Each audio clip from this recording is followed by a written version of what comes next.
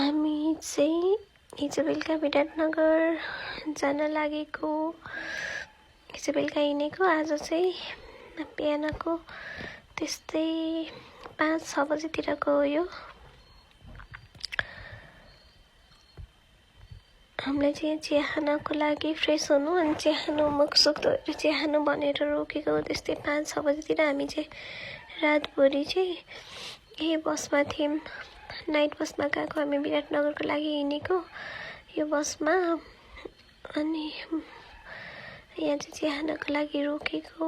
अनि हामी चाहिँ यो ठाउँ यो चाहिँ सप्तरी के पुल हो हैन।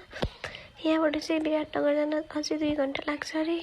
यस्तो गर्मी के लास्टै गर्मी ठाउँ हो क्या विराटनगर भनेको चाहिँ ठाउँ रहेछ। लास्टै गर्मी ठाउँ रहेछ। हामी पुगेपछि थाहा भयो। अनि यो चाहिँ सप्तरी पुल एकदमै राम्रो छ, एकदमै ठुलो, एकदमै राम्रो। अनि यो बिहानको मौसम कति राम्रो देखिएको छ। आकाशहरू त्यस्तै राम्रो। अनि तल खोला त्यस्तै राम्रो।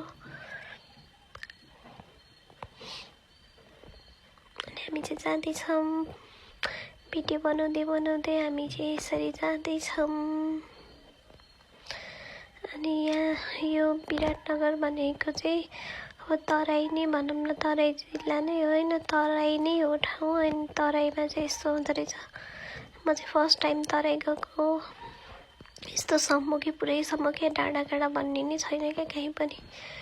पुरै सम्मु राम्रो चाहिँ एकदमै राम्रो ठाउँ। तर गर्मी लास्टै यो अहिले हामीले यो भिडियो लिइरहेको ठाउँबाट चाहिँ विराटनगर पुग्न चाहिँ 2 घन्टा लाग्छ अरे। हामी अझसम्म पुगिसकेको चाहिँ छैनौँ।